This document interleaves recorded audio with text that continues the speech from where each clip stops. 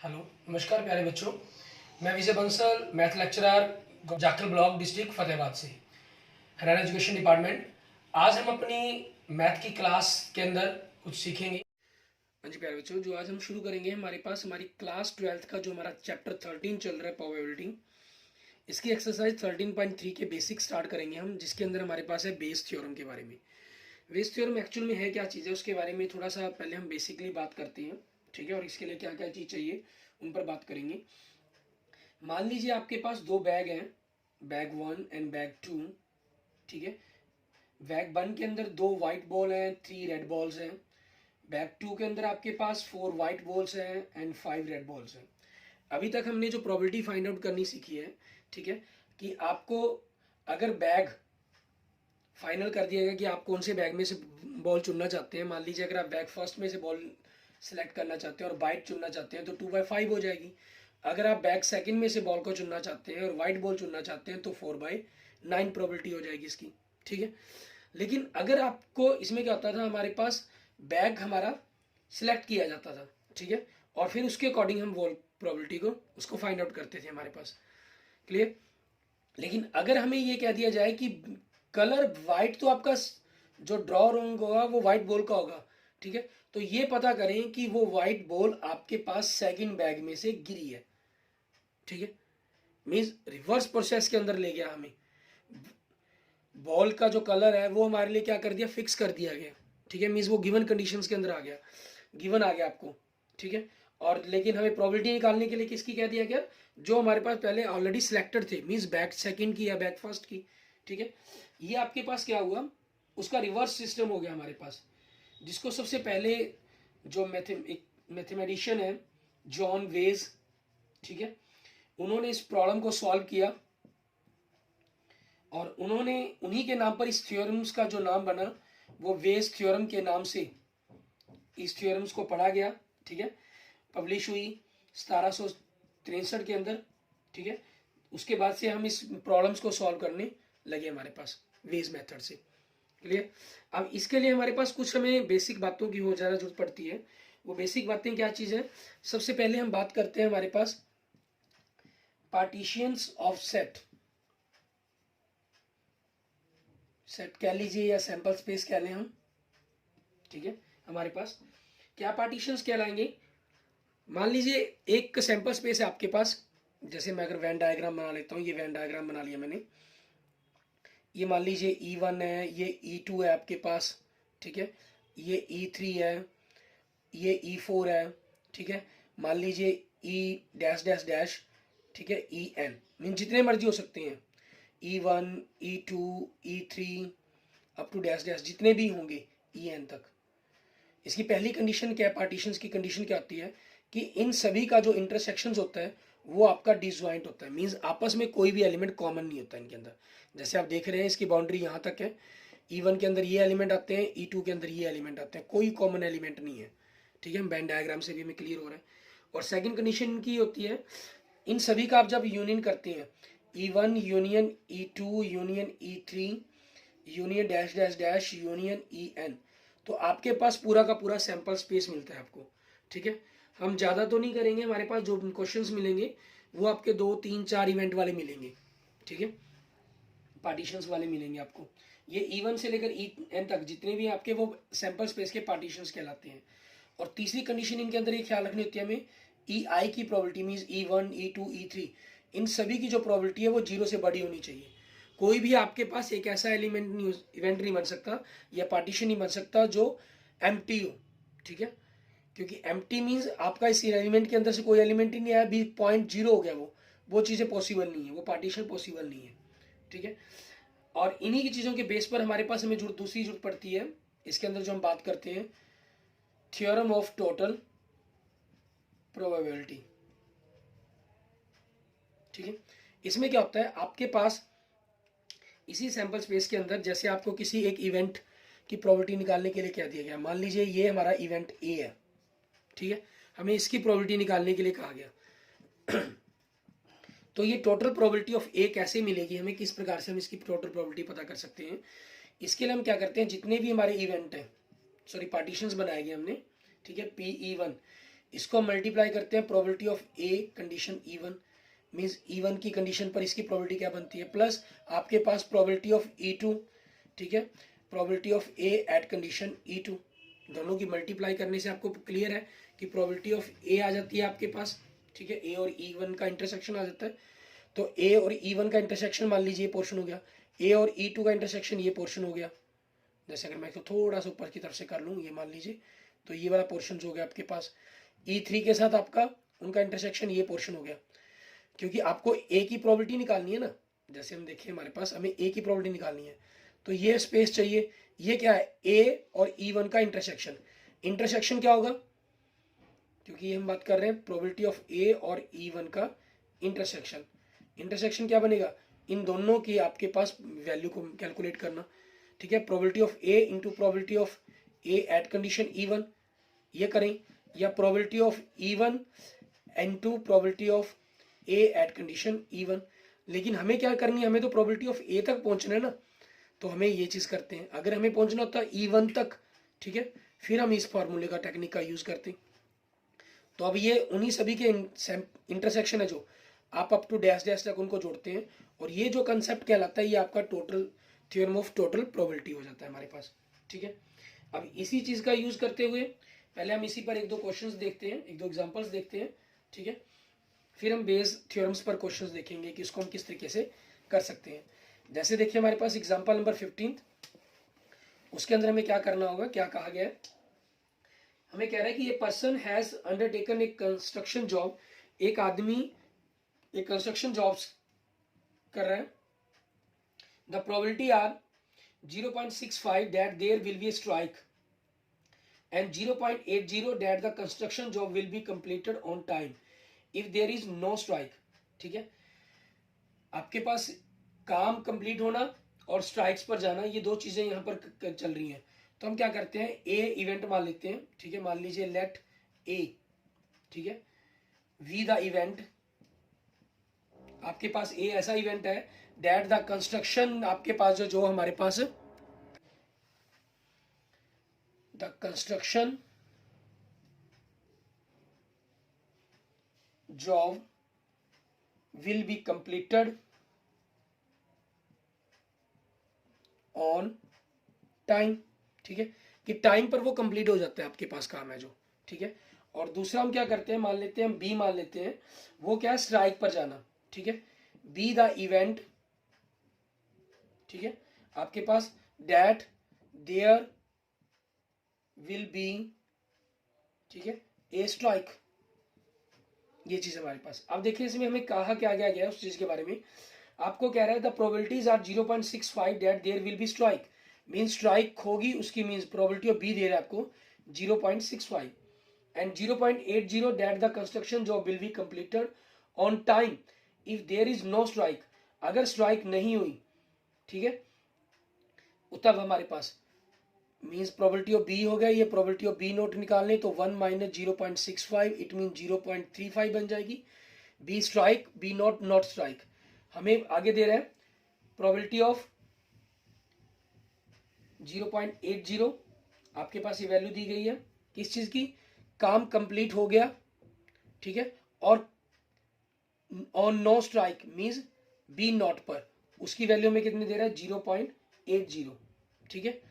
और दूसरा आपके पास आगे क्या कह रहा है 0.30 that the construction job will be completed on time if there is a strike, अगर स्ट्राइक हुई मीन्स काम कंप्लीट हो गया और स्ट्राइक हुई means probability of A condition B आपको दे रहा है 0.32, ठीक है। आगे क्या कह रहा है, determine the probability that the construction job will be completed on time, means हमें काम कंप्लीट हो जाए, probability of A find out करने के लिए कहा गया, ठीक है, ये चीज हमें पता करने के लिए कहा गया कि काम कंप्लीट हो जाए आपका, ठीक है। तो अब उस चीज के लिए हमारे पास क्या होगा, जैसे हम अगर वेन डायग्राम बना लें एक प्रकार से हमारे पास, ठीक है, मीन्स दो आपका जो दो पार्टीशन हो गए वर्क सैंपल स्पेस के अंदर, ये आपके पास हो गया स्ट्राइक का और ये नो स्ट्राइक, ठीक है। अब हमें करना क्या था, हमें काम कंप्लीट करना है, ये हमारा काम हो गया, वर्क हो गया, ए सेट हमारा, ठीक है, ये बी था और ये बी डैश था हमारे पास, ठीक है। अब ये ए कैसे निकलेगी प्रोबेबिलिटी, हमें क्या करना होगा, ये चीज ए और बी का इंटरसेक्शंस, चाहिए हमें। ए और बी का इंटरसेक्शन कैसे आएगा, क्योंकि मुझे प्रोबेबिलिटी ऑफ ए तक जाने, तो probability of B into probability of A with at the condition B, और बी डैश के साथ करेंगे तो probability of B dash into probability of A at the condition of B dash, means total probability लग गई आपके पास। ठीक है, आपने इन दोनों को जोड़ दिया तो क्या बन गया आपके पास, प्रोबेबिलिटी ऑफ ए आ गया कि काम कंप्लीट हो गया। ये दिया गया 0.65, ए कंडीशन बी की वैल्यू कितनी दे रहा है 0.32, प्रोबेबिलिटी ऑफ बी डैश कितना दे रहा है आपको, B dash 0.35, and probability of A at B not या बी डैश की बात कर लें, वो एक ही बात है आपके पास। ठीक है, वो कितना दे रहा है हमें 0. आपके पास कितना हो गया 80। इन दोनों की मल्टीप्लाई की हमने, इनकी मल्टीप्लाई करके कितना गया 0.2080, इन दोनों की मल्टीप्लाई करेंगे तो 0.2800, लास्ट में जीरो तो वो कैंसिल हो जाएगी, आपके पास जोड़कर कितना गया 0.4880, इट मीन 0.488। ठीक है, ये आपके पास आपके क्वेश्चंस का आंसर बन जाएगा। ठीक है, अब हमने बात की थी कि हम इस चीज कंसेप्ट का क्या करते हैं, वेज थ्योरम के अंदर यूज करते हैं। वेज के अंदर कैसे इस क्वेश्चंस का यूज किया जाता है वो देखते हैं हम, किस प्रकार से हम इस कंसेप्ट का यूज करते हैं, क्या फॉर्मूला बनाया जाता है वेज थ्योरम का बनाया गया। अब हमें यहाँ पर प्रोबेबिलिटी पता करने के लिए कहा जाता है वेज थ्योरम्स के अंदर। ठीक है, जो वेज थ्योरम कहती है वो कहती है कि प्रोबेबिलिटी ऑफ आपको उस पार्टीशंस की प्रोबेबिलिटी निकालनी होती है। मान लीजिए आपको E1 की, ठीक है, प्रोबेबिलिटी निकालनी है एट द कंडीशन ए पर। ठीक है, तो इसके लिए हमारे पास क्या हो गया, अब हमें ई कंडीशंस E1 की प्रोबेबिलिटी निकालनी है एट द कंडीशन ऑफ ए। तो हमारा कंडीशन प्रोबेबिलिटी का फॉर्मूला क्या कहता है, प्रोबेबिलिटी ऑफ E1 और ए का इंटरसेक्शन अपॉन प्रोबेबिलिटी ऑफ ए। ठीक है, प्रोबेबिलिटी ऑफ ए क्या चीज है आपकी, टोटल प्रोबेबिलिटी, जितने भी पार्टीशंस बनते हैं, और इंटरसेक्शन इसका किन की वैल्यू जो हम निकालना चाहें तो वो हमारे पास क्या हो जाएगी, क्योंकि E1 ए की तो वैल्यू आप निकाल ही रहे हैं। ठीक है, probability of E1 into probability of A at the condition of E1। ठीक है, ये चीज हमारे पास आ जाएगी, और नीचे मान लीजिए probability of E1 into probability of A at the condition E1 plus probability of E2 into probability of A at the condition of E2 up to dash dash dash, mean जितने भी आपको दिए गए हो पार्टीशन, 2 दिए गए तो 2, 3 दिए गए तो 3, 4 दिए गए तो 4 आपके पास। और यहाँ आपके पास वही लिखेंगे जो आपको कहा गया है, जैसे हमने E1 की कंडीशंस पर लेके चले थे। अब जैसे इसी पर बेस्ड हमारे पास देखिए, हमारे पास एग्जांपल नंबर 16। ठीक है, इसके अंदर हमें क्या करना होगा उसको देखते हैं हम। इसमें क्या है, क्या रहा है ये कि बैग 1 कंटेन्स, बैग 1 है, इसके अंदर क्या है 3 रेड एंड 4 ब्लैक बॉल्स हैं, और ऐसे ही हमारे पास क्या है बैग सेकंड है, इसके अंदर 5 रेड एंड 6 ब्लैक बॉल्स हैं। One ball is drawn random from one of the bags and it is found to be red. Find the probability that it was drawn from bag second. अब जैसे statement से ही clear है कि हमारे पास हमें veg theorem का use करना, हम क्या करते हैं यहाँ पर, हम E1 हमारे पास मान लेते हैं बैग 1 को, एंड E2 हमने मान लिया बैग सेकंड को। So probability of E1 and probability of E2, दोनों आपके पास 2 ही बैग हैं, दोनों की प्रोबेबिलिटी इक्वल होगी, मीन्स हाफ हाफ आ जाएगी आपके पास। ठीक है, और ए हमने इवेंट मान लिया हमारे पास ड्रॉइंग ए रेड बॉल, जिसकी आपको प्रोबेबिलिटी निकालने के लिए कहा गया है। ठीक है, अब हमारे पास हमें प्रोबेबिलिटी पता करनी है। अब प्रोबेबिलिटी ऑफ आपके पास देखें red ball eight the condition E1, अगर फर्स्ट बैग में से गिरी है तो 3/7, and probability of red ball from the second bag, इसकी कितनी हो जाएगी 5/11 हमारे पास। ठीक है, अब हमें करना क्या है, by Bayes theorem, Bayes theorem आपको प्रोबेबिलिटी किसकी फाइंड आउट करनी है, सेकंड बैग की कंडी पता करनी है एट द कंडीशन कि आपने रेड बॉल का ड्रॉन हुआ हो। ठीक है, तो हमारे पास probability of E2 into probability of E2 upon probability of E1 into probability of E1 plus probability of E2 into probability of E2।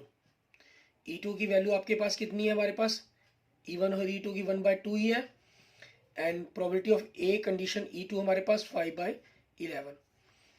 E1 और E2 दोनों की प्रोबेबिलिटी आपके पास 1/2 है, इसको हमने कॉमन निकाल लिया। A at the condition E1 आपके पास 3/7 है और A at the condition E2 आपके पास 5/11 है। ये कॉमन हमने इसलिए निकाला ताकि आपके पास ऊपर नीचे दोनों कैंसिल हो जाएं, ठीक है। और अब आप ऊपर एलसीएम ले लेते हो, ऊपर 5/11 है और नीचे आपने एलसीएम ले लिया, जैसे 7 और 11 का एलसीएम 77 हो गया। 11 3 33 एंड 7 5 35, तो 5/11 इंटू 77y दोनों को ऐड कर दिया 68, ठीक है। 11 7 सा पे कट गया आपके पास, तो कितना आ गया 35/68। ये आपके पास आपके क्वेश्चंस का आंसर बन जाएगा, ठीक है, हमारी बेस थ्योरम से। ऐसे ही हम देखते हैं हमारे पास हमारा नेक्स्ट एग्जांपल नंबर 17। इसके अंदर हमें क्या कह रहे हैं, कहना given that 3 identical boxes, box 1 box 2 and box 3, ठीक है।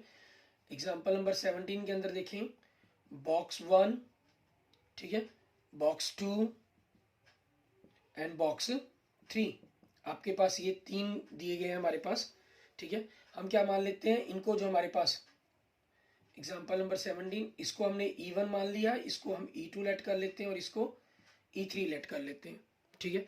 अब बॉक्स 1 के अंदर बॉक्स 2 और बॉक्स 3 में देखें हमें क्या कह रहे हैं, ईच कंटेनिंग 2 कॉइन्स, हर एक में 2 कॉइन्स है। बॉक्स 1 के अंदर बोथ कॉइन्स आर गोल्ड, ठीक है, गोल्ड एंड गोल्ड कॉइन्स है, क्लियर। और बॉक्स 2 के अंदर आपके क्या है, both are silver coins, silver and silver coins, ठीक है।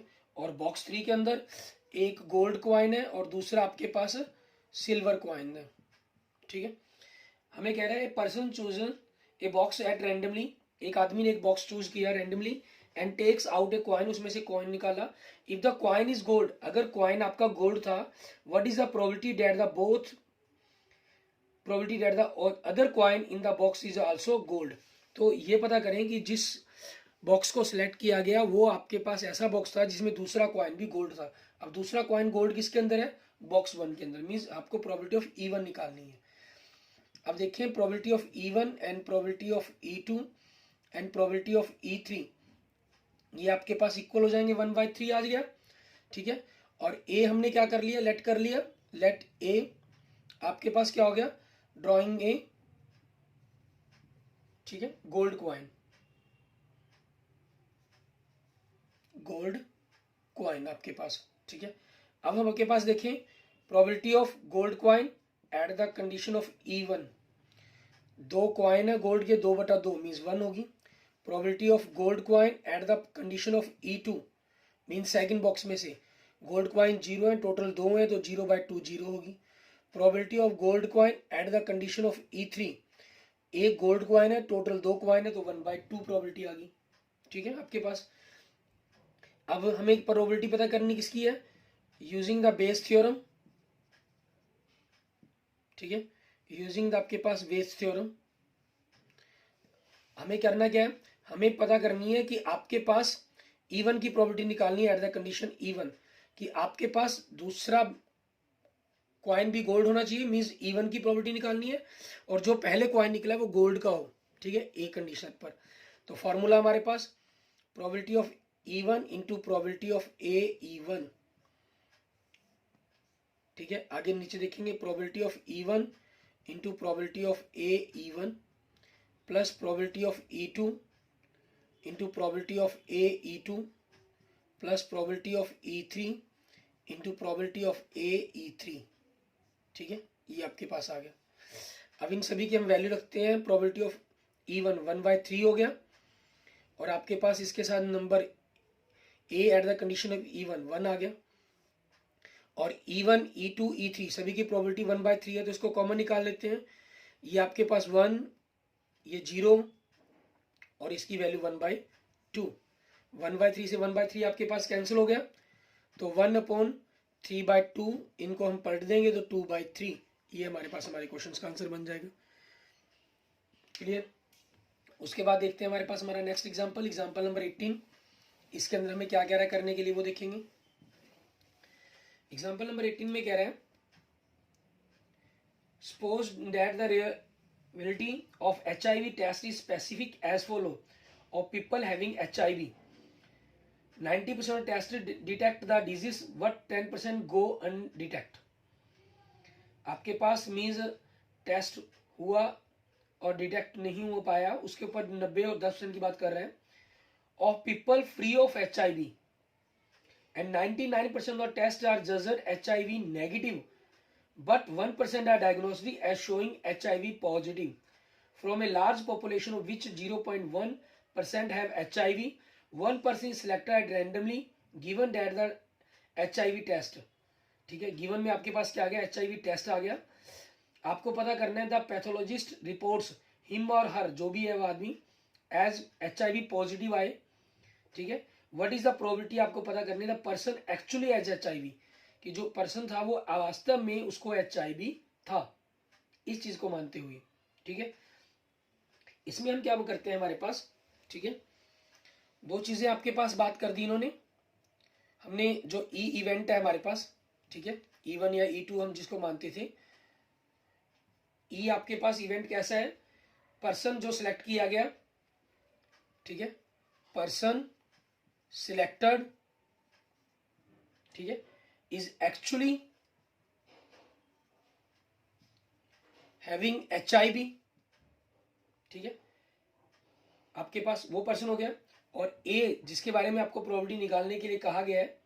ठीक है, दैट द पर्सन, ठीक है, मीन जो पर्सन है HIV test is diagnostic as positive. ठीक है, ये हमारे पास हो जाएगा. अब इसमें आप देखिए आपको कहा क्या गया, probability of E means actually HIV test आपके पास जो कर रहा है ये. ठीक है, प्रोबेबिलिटी ऑफ E की जो बात कर रहे हैं वो कितनी दे रहा है हमें, 0.1%. It mean 0.1 by 100. ठीक है, इट मीन 0.001 आपके पास. ठीक है, so probability of E dash आपके पास क्या हो जाएगी, 1 माइनस 0.001 मीन 0.999. ठीक है, ये आपके पास हो गया. और दूसरा में क्या दे रहा है, पर्सन आपके पास HIV टेस्ट डायग्नोस्टिक हो eight the condition E means वो एक्चुअली HIV है. ऐसे आपके पास कितने परसेंट की बात कर रहा है ये, 90%. ठीक है, इनको इन्होंने कहा है suppose that the reality of HIV test is specified as follow. Of people having HIV, जिन लोगों को HIV है 90% टेस्ट डिटेक्ट द डिजीज. वो 90% हम ये मानकर चलते हैं कि टेस्ट डिटेक्ट होता है, और 10% ये मान के चलते हैं गो अनडिटेक्ट, कि नहीं डिटेक्ट हो पाता है. तो 90% it mean 90 by 100 it mean 0.9. ठीक है, और प्रोबेबिलिटी ऑफ आपके पास HIV टेस्ट हो एट नो डायग्नोस्टिक. ठीक है, उसकी हमें हमारे पास कितनी बात कर रहा है ये, 1% की. ठीक है, क्योंकि इसमें आगे देखिए 10% पर तो कह रहा था गो अनडिटेक्ट, मीन 90% चांस है कि डिटेक्ट होगा और 10% चांस है कि डिटेक्ट नहीं होगा टेस्ट. एक्चुअल में उसको HIV है. ठीक है, और 90% चांस है कि वो उसकी रिपोर्ट पॉजिटिव आएगी, और 10% चांस है उसकी रिपोर्ट नेगेटिव आएगी, जबकि उसे एक्चुअल HIV है. आगे आपको क्या कहा था इसने, and 99% of test are judged HIV negative, what 1% are diagnostic as showing HIV positive. ठीक है, from a large population of, mean जिसके अंदर अब ये मानकर चलें क्या ना, मान लीजिए जिसको HIV है ही नहीं HIV, तो उसके अंदर 99% चांस है कि रिपोर्ट आपकी नेगेटिव ही आएगी, मीन्स नहीं आएगा टेस्ट. लेकिन 1% चांस है कि जो टेस्ट है वो पॉजिटिव आएगा. ठीक है, तो यहाँ ख्याल रखें, जैसे उसमें आपके पास 10% एक्स्ट्रा था, इसमें ये 90% की बात है जो ये एक्स्ट्रा की गई है. हमें जो लेना है वो 1% हो गया हमारे पास. It means 1 by 100 it mean 0.01 आपके पास. ठीक है, ये चीज़ क्वेश्चंस के अंदर थोड़ा सा मतलब कि डाटा को देकर उलझाया गया है. ठीक है, और कुछ नहीं किया गया. नाउ वाई बेस थ्योरम, आपको किसकी प्रॉपर्टी निकालने के लिए कहा गया, ई की, एट द कंडीशन ए पर. ठीक है, मीन्स पर्सन सिलेक्ट जो आपने किया एक्चुअली उसको HIV है. ठीक है, तो इसके लिए क्या हो जाएगा आपके पास, probability of E into probability of A at the condition E upon probability of E into probability of A at the condition of E. दूसरा probability of E dash into probability of A at the condition of E dash. ठीक है, ये चीज हमें, इसकी value कितनी है आपके पास 0.001 इंटू 0.9. ठीक है, probability of 0.001 into 0.9 plus probability of E dash 0.999 into probability of A at the condition E dash 0.01. ऊपर मल्टीप्लाई किया आपने तो 0.0009 आ जाएगा. 3 और 4 डिजिट हो गए. ठीक है, मल्टीप्लाई करके 9 ही आना था. आपके पास 0.0009 हो गया और यहाँ से आपके पास 5 डिजिट तक चला गया 0.00999. ठीक है, ये आपके पास हो गया. अब इन दोनों को आपने ऐड करना है. ऐड किया 0.0009 अपॉन, क्योंकि 5 डिजिट है. ठीक है, इनको हमने ऐड करना है, ये 4 डिजिट है तो 5वां डिजिट आप यहाँ पर 0 मानकर ऐड करेंगे तो 9 और 9 18 मीन्स आप यहाँ पर इसके अंदर क्या करेंगे, इसको ऐड करने के लिए एक्चुअल में 0 मान लेते हैं. यहाँ पर 5वां डिजिट रख लेते हैं. 9 9 9 18 कैरी 1 9 और 1 10 0. ये हो गया. और डिजिट्स इक्वल करने के लिए हमने ऊपर भी 0 लगा लिया तो आपके पास कितना आ गया. डिजिट्स खत्म कर देंगे. ठीक है, डेसिमल खत्म कर दिया तो 90 अपॉन 1089. ठीक है, ये आपके पास आपके क्वेश्चन का आंसर बन जाएगा. मीन्स अगर आप इसको डेसिमल में निकालेंगे तो 0.083 अप्रोक्सीमेट आपके पास आपका ये आंसर बन जाएगा. क्लियर. आगे देखेंगे हमारे पास हमारा next question, question number example number 19. इसको हमें किस तरीके से करना होगा वो देखेंगे हम. हमारे पास एग्जाम्पल नंबर 19 में आपको क्या कह रहा है ये करने के लिए. इसमें कह रहा है कि इन ए फैक्ट्री के अंदर which are manufacturing bolts machines A, B and C manufactures respectively 25%, 35% and 40% of the boards. ठीक है, हम क्या करते हैं इसके अंदर हमारे पास लेट कर लेते हैं. मान लीजिए मैं इसको B1, B2 और B3 मान लेता हूँ. ठीक है, मीन्स B1 मैंने मान लिया बोल्ट आपके पास इज मैन्युफैक्चर्ड. ठीक है, बाय मशीन A. ठीक है, मशीन ए की बात कर रहा था ये. And bolt is manufactured by machine B and bolt is manufactured by machine C आपके पास. ठीक है, और अब हमारे पास इनकी आगे प्रोबेबिलिटी देखेंगे उसमें क्या दे रहा है आपको, क्योंकि जो इनकी वैल्यू दी हुई है हमें. ठीक है, प्रोबेबिलिटी ऑफ B1 आपके पास कहें, प्रोबेबिलिटी ऑफ B2 हम कहें और प्रोबेबिलिटी ऑफ B3 कहें हम. ठीक है, वो हमें क्या दे रहा है 25%, 35% एंड 40%. इट मीन्स अगर आप इसको परसेंटेज के डेसिमल में कन्वर्ट करना चाहें प्रोबेबिलिटी के रूप में तो आपके पास ये वैल्यू आ जाएगी 0.25, 0.35 एंड 0.40. आपके पास ये प्रोबेबिलिटी आ गई इनकी. और आगे हमें देखिए क्वेश्चन में क्या कह रहा है. Of their outputs 5, 4, 2% are respectively defective bolts. ठीक है, और ये मानते हुए कि आपके पास 5% मशीन ए के अंदर, 4% मशीन बी के अंदर और 2% मशीन सी के अंदर डिफेक्टिव हो सकते हैं. एक बोल्ट हमने ड्रॉन किया randomly from the product and is found to be defective, और ये पाया कि वो डिफेक्टिव है आपके पास. ठीक है, मान लीजिए हमने उसको इवेंट मान लिया. ठीक है, वो इवेंट क्या है आपके पास, द बोल्ट इज डिफेक्टिव. ये आपके पास कह रहा है. ठीक है, तो probability of defective eight the condition E1 आपको कितना कह रहा है ये 4%. It mean 5%. ठीक है, it mean 0.05 and probability of defective at the machine B2 means 4% कह रहा है. it means probability 0.04. probability of defective at the condition of B3. ठीक है, इनको हमने पिछले क्वेश्चन में E1, E2 के नाम से लिखे हैं. ये कह रहा है 2%. it means 0.02 आपके पास ये वैल्यू आ गई. अब हम क्या करेंगे, बाय वेज थ्योरम हमारे पास. ठीक है, बाय वेज थ्योरम हमें प्रोबेबिलिटी किसकी निकालनी है, किस चीज की प्रोबेबिलिटी निकालने के लिए कहा गया वो देखें. मशीन ए की या बी की. What is the probability that is manufactured by the machine B. Machine B से आपके पास वो प्रोबेबिलिटी बोल्ट तैयार हुआ, हमें उस चीज के बारे में पता करना है. मीन्स प्रोबेबिलिटी ऑफ B2 हमें पता करनी है eight the condition of E. Means वो डिफेक्टिव है आपके पास.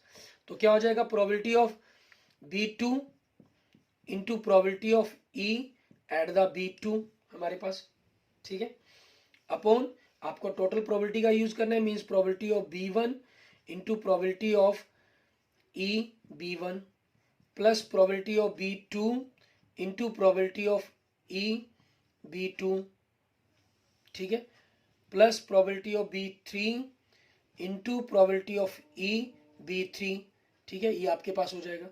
अब इन सभी की वैल्यू रखें। B2 की वैल्यू आपके पास क्या है 0.35, EB2 की वैल्यू कितनी है 0.04, 0.25 into 0.05 plus 0.35 into 0.04 plus 0.40 into 0.02, इन सभी की मल्टीप्लाई करेंगे और उनको आपस में ऐड करेंगे। 35 को अगर सिंपल हम 4 से मल्टीप्लाई कर लेते हैं तो 140 बनता है हमारे पास, तो 4 डिजिट के कारण अपने 4 डिजिट हो जाएंगे आफ्टर डेसिमल, तो 0.0140 बन जाएगा आपके पास ये। और नीचे देखें, आप इन सभी को डायरेक्ट ऐड करना चाहें ऐड कर सकते हैं, ठीक है, मल्टीप्लाई करके, और पहले लिखकर फिर ऐड करना चाहें तो वो चीज़ कर सकते हैं, हमारी चॉइस पर डिपेंड करता है। तो आपके पास 25 बन जाए 125 बनेगा जैसे, ठीक है, सिंपल अगर हम करना चाहें तो 125 जीरो पॉइंट आपके पास ये हो जाएगा, और इनकी वैल्यू देखें तो 0.0140 बन जाएगा, इनका 40 दूनी 80, तो 0.0 ये चीज़ वैल्यू आ जाएगी। इन सभी को अगर आप ऐड करें तो 120, 125, 200, 205, 205 और 145, 345 मीन 0.345 वैल्यू बन जाएगी। डेसिमल खत्म कर देंगे तो 140/345 आ जाएगा आपके पास, ठीक है, और दोनों आपके पास 5 से अगर हम काट दें तो 28/69, ठीक है, ये हमारे पास हमारे क्वेश्चन का आंसर बन जाएगा। ये हमने अलग से कर लिया, ऐड कर लिया, मल्टीप्लिकेशन करके डायरेक्ट जोड़ दिया, ठीक है, इसको शो करने की जरूरत नहीं है, या फिर आप इसको पहले यहाँ दिखा दें फिर नेक्स्ट स्टेप के अंदर इसको ऐड कर सकते हैं। क्लियर? उसके बाद जो हमारे पास अगले एग्जाम्पल्स है, एग्जाम्पल नंबर 20, ये हमारा एग्जाम्पल नंबर 19 था, ठीक है, और इसके बाद हमारा जो लास्ट 2 एग्जाम्पल बचे एग्जाम्पल 20 और 21, ठीक है, इनको आप खुद करके देखेंगे और एक्सरसाइज के क्वेश्चंस करके देखेंगे, ठीक है, और किसी में रिगार्डिंग कोई प्रॉब्लम आपकी बेंडिंग और ना समझ में आए, ठीक है, तो हम अपने नेक्स्ट लेक्चर्स के अंदर मैं आपको एक्सप्लेन कर दूंगा, तो आप मुझे प्रॉब्लम बता सकते हैं, ठीक है। आपको अगर वीडियो अच्छी लगे तो इसको लाइक करें, अपने दोस्तों मित्रों को इसको जरूर शेयर करें, और अगर आपने अभी तक मेरा यूट्यूब चैनल सब्सक्राइब नहीं किया तो मेरे यूट्यूब चैनल विजय जाखड़ बंसल मैथ को जरूर सब्सक्राइब करें। Okay, thank you friends, thank you students.